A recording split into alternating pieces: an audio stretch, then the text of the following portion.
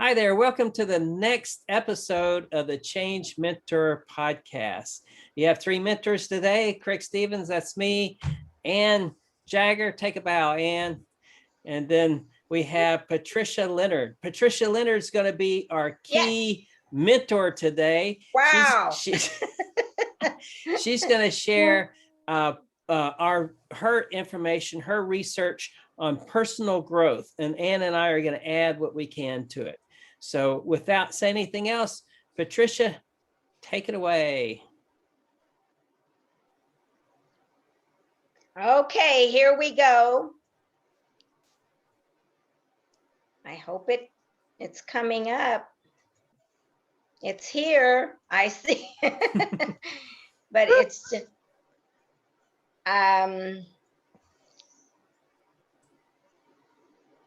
Greg, is there something you need to do to bring me up? I think so.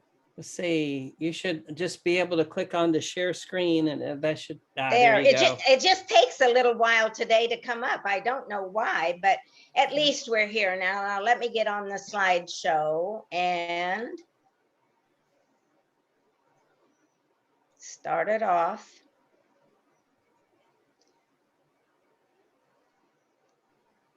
I don't know why things are a little slower today, but I've had trouble with my computer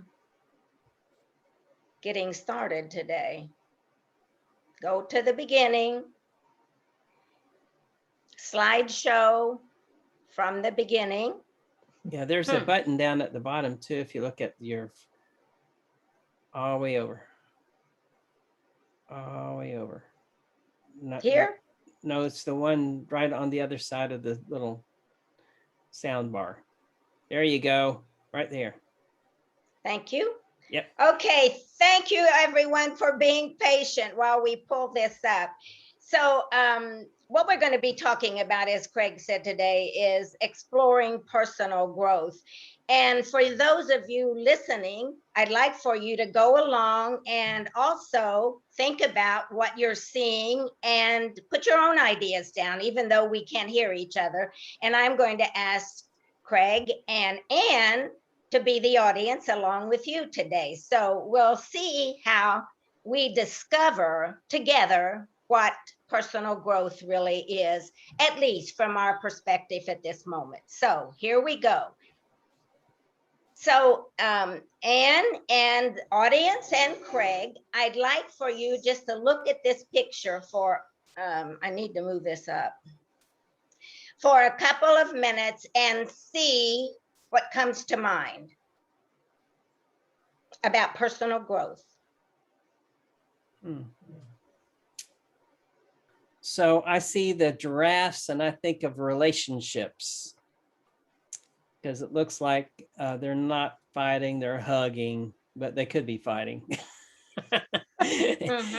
And then I see the elephant and it looks like in control. And the zebras, to me, this may say more about my psychology than anything else. No, that's exactly what it's about. That is exactly. And the zebras are also, they're in a relationship. And so that's like a mother and son, or father and son, or mother and daughter, or something like that. And the lion is all about looking at the zebras and thinking, well, when they're going to move off so I can chase one down to eat them. Okay, audience, I hope you're having a better experience. Okay, I guess my turn, huh? Yes, what do you see? Anything that comes to mind? Well, for me, the first thing that I saw when you brought this up were the zebras, and I thought of a relationship. They looked like they were caring. To me, it talks about caring. And then my eye went to the elephant, and I just thought about standing tall and just being who you are, because you're there front and center. Then the giraffes to me were just playful and having fun and just having a good time. And I looked at the lion and I thought pensive. I thought observing and looking and trying to take in everything around you. That's what I got out of it. Mhm. Yeah, Interesting. and I thought the lion was peaceful. You know, I said something I thought was funny because he was looking over that way, but it looked to me like he was just not worried about anything, just peaceful. And this is he's the king of the savannah, and he's just sitting there, just relaxing. Okay. Okay, there are no answers to this. Just because it is just about experience, and that's what personal growth is really about, is what we experience and how we see the world through our eyes and the moment that we're looking. So I just took some definitions that I had found on the internet. Personal growth is a process of both understanding self and pushing self to reach for the highest potential. So Craig, I thought it was interesting what you said about maybe this says more about me than it does about the picture or the animals. And that is exactly what mindfulness or personal experience is about. Because the more we're in tune with who we are, or you had a playful side there. And you saw totally different things than Anne did. And so personal growth really is something like that, understanding our own process and then just pushing ourselves across that. So let's just go on and look at the next photograph. Each individual is unique. Personal growth has many stripes and all are unique. So I took let me tell you what caused me, and to the audience too, here's what caused me to bring animals up instead of different personnel or human beings. Because when we see a picture, sometimes we'll see the lion as something aggressive. So, we'll see the elephant as solid and standing in their own center, and the giraffe. But the giraffe was the one that stood out for me. I was in a personal growth workshop one time, and the leader asked, "What is your favorite animal?" And I thought, I have no favorite animal. Everybody was so excited. They were writing bears and dogs and mice and lions and, all these things. And I thought, I have no idea. I have no idea. But something happened in that experience that I thought, that I know opened up my mind to who I really was. And in the last moment, he said, "Okay, you got 2 more minutes." And in the last moment, something came to me, and it was a giraffe. And I said, "A giraffe. I've never even thought about a giraffe before." So I wrote it down, and then we were to explain why that animal was important to us. Well, that was Because one way. That was one way to really stick your neck out. yeah. I think. See, that's another side of Craig, audience. But it was very interesting when I had to explain it. I said, well, they have a long neck and they rise above the muck in society. And I don't want to get caught in any of that. I like who I am and who I represent as a human being. Oh, they've got long eyelashes, and I really like the feminine aspects of myself. And they walk with grace. They walk as if they're proud. And I thought, oh my gosh, I had never seen myself like that before. And he said, "Is that how you see yourself?" And I thought, yeah, secretly, but never told anybody. So I brought these animals in today because I think they do help us step outside of the words that we usually use, or the perspective of what that animal. Look at the stripes on the zebra. We are all different stripes of personality, of moments, of everything. So it gave us a chance. Now let's move on to looking at these. I don't know if I don't want to do that. I want to, okay, this is personality types and how they're key to our balance in life. So how would you say these different animals have different personalities, and what that has to do with the way they may see their life and how they live their life. Mhm.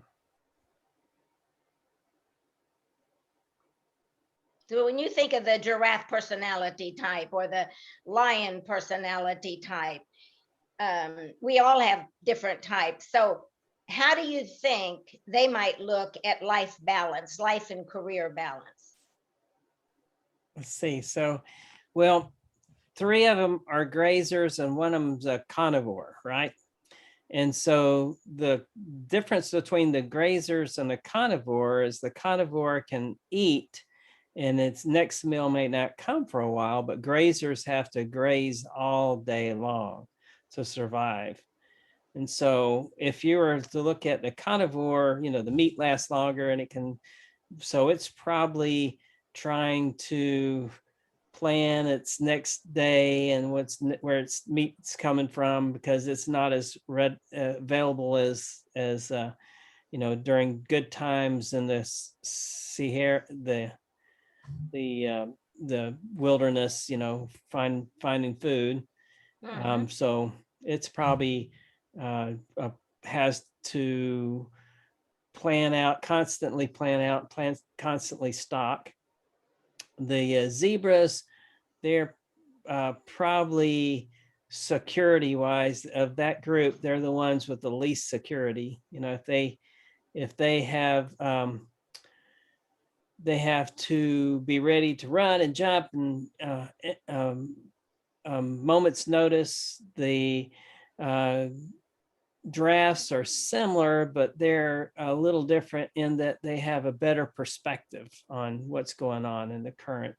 And the elephant, very few things bother the elephant. The elephant is in charge of the situation, is the largest, and they're in family groups, so their families are really important to elephants. So, Anne, I want you to maybe take, and to the audience, a different perspective on it. If all you know about these animals is this picture you see, what do you see their personality type might be and how they may look at life? Only from the picture. You don't know anything about their past. Okay, looking at the giraffes, obviously, I look at them and I see playfulness and fun, and I see them high up. So their perspective is broader, I would say, looking broader over everything around them. Mhm. Um, Okay. I just see them as being able to see the big picture, so to speak, someone who Mhm. can see the big picture because they Okay. have a broader perspective. When I look at the lion, of course, that to me initially was a pensive. He's observing everything. He's low to the ground. He seems determined. Mhm. He seems to just be observing and looking and taking information in so he can make good decisions. Mhm. That's what I see from him. Um, the zebras, just by looking at their pictures, to me, they are a team working together. Um, they are the same, but they look different. But they look like they are working together. So Mhm. as a team, they're figuring out whatever they're going to be doing. Um, then I moved to the elephant, and he just seems to be a very, like what I would consider a strong leader. He's walking alone. He's leading the way. He does basically what I think an eagle does, is, they soar by themselves. So Mhm. he's strong. He's there. He's moving ahead. Okay. So you see, we saw two different perspectives of this photograph from two different people, and perhaps you in the audience had another perspective. But when we look at corporate America, or when we look at how we live our own life, you can probably see pieces of yourself in each of them. The leader in you, the team player in you, the person who's looking like the lion looking ahead. But you also look at survival, like Craig brought out, and looking at what's the next thing we need to do and how we're going to make it. So in looking at balance in life, we're trying to juggle all these things that these and see the big picture like Ann brought up about. So we're always trying to juggle all these things in our life to see where do we spend our time and where do we grow and how do we grow, because we can get caught in one of those and get stuck. There's one thing that I wanted to bring up, and Craig, if you could bring up your life balance wheel, and while you're doing that, do present day training and learning models miss the point? Because what we've started out with is an experience outside of ourselves that has maybe nothing to do with any of us, but it's another way to look at who we are and how we deal with everyday life and how we start to take our life and create balance in it and personal growth. And one thing before we move on, I'd like to say that I was listening to a workshop, a webinar recently, and I liked what this person was saying, because I think the way we balance our life or we see our life from an animal standpoint, they probably see themselves as a key person or a key survivor or key in whatever they're living in. But she talked about mindset.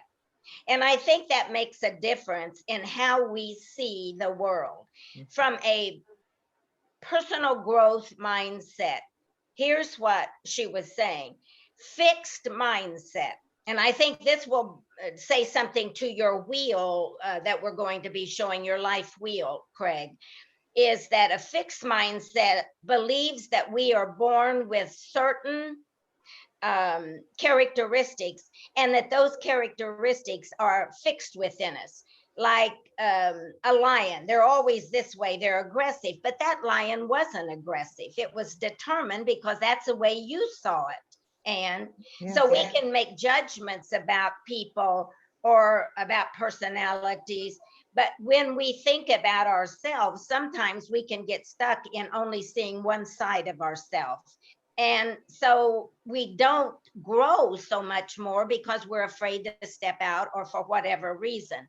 A growth mindset believes that we are born with a certain set of characteristics. We all start from the same point, except the growth mindset believes that those characteristics are to be expanded and built on and challenged. So this brings us to the question that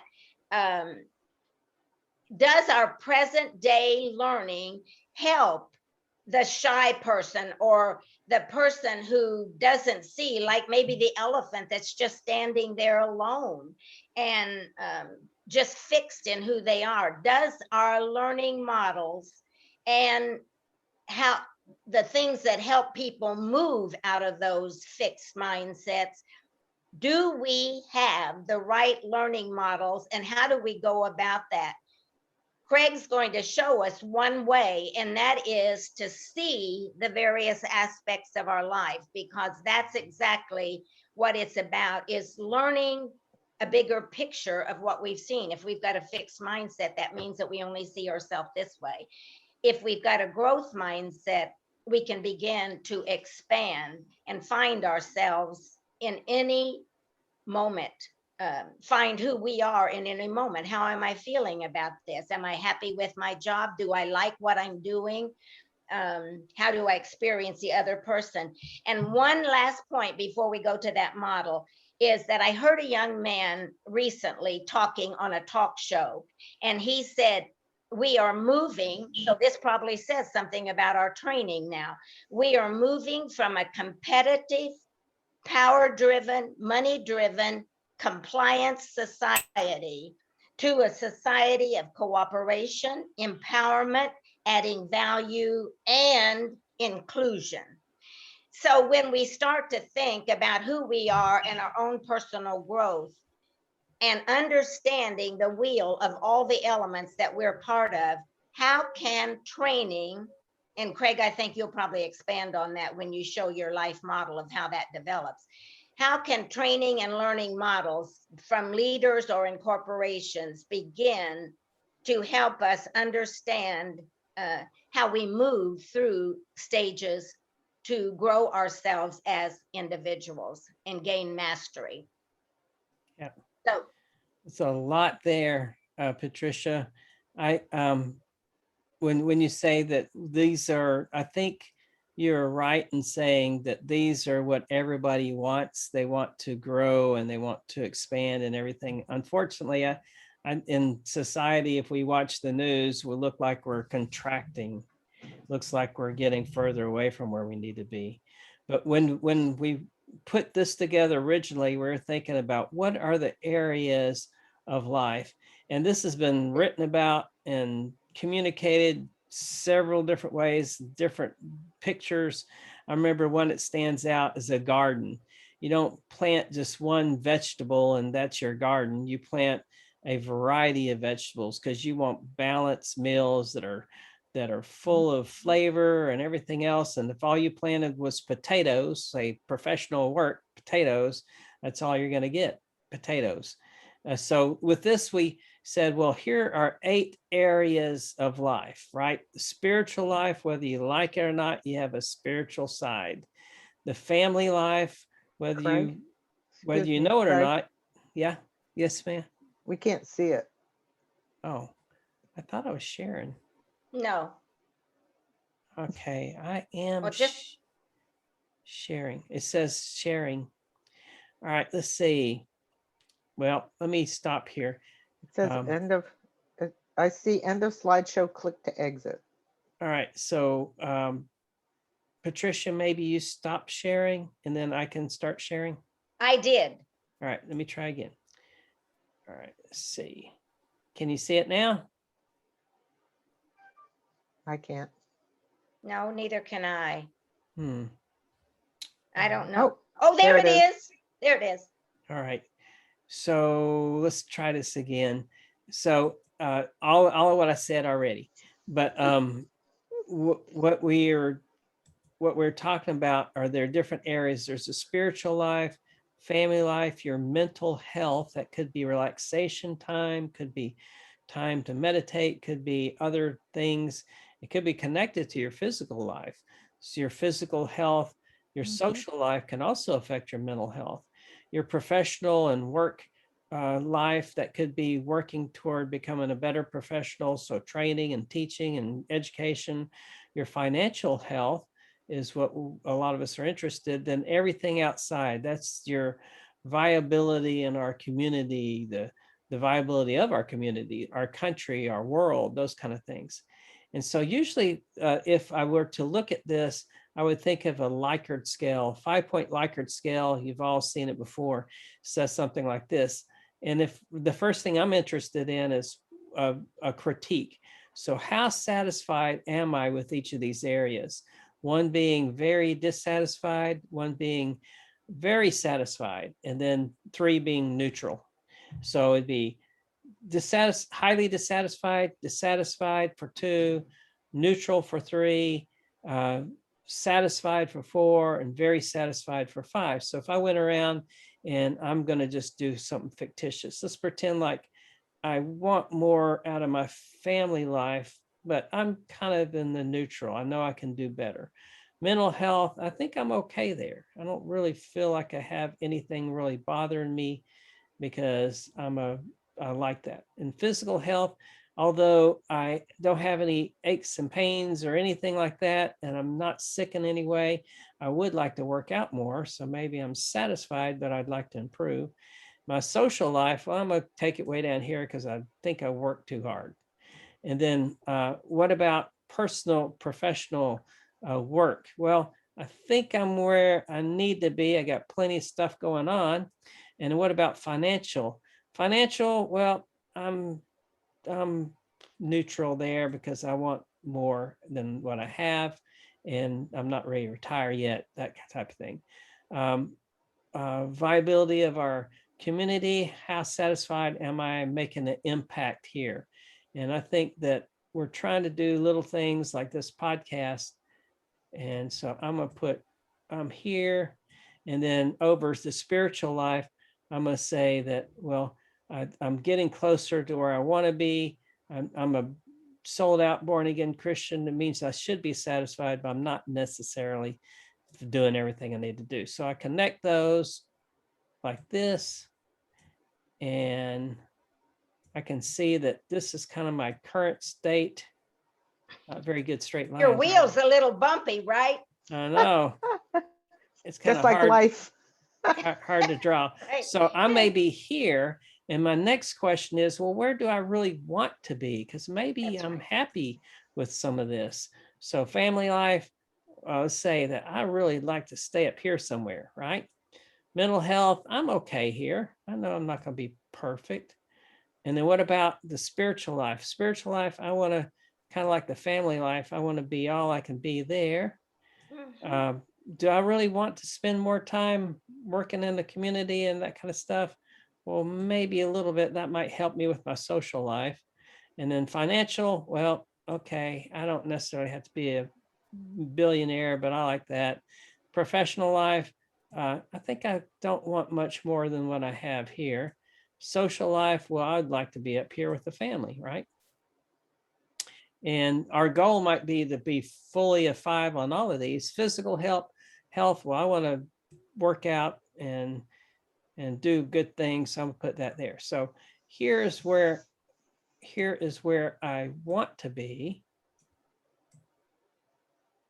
It's kind of a gap analysis. We look at it this way. And so I'm gonna connect these dots, and then we're gonna run out of time. But let me Can't right connect now. that. And that's kind of how to use this tool. Now, how to fix all of those, we can talk about later, but this is kind of the use of this tool. That answer your question, Patricia? Or that? Well, and I think unless we see something like this, we get stuck in our own mindset of what personal growth is for us, unless we take a measuring tool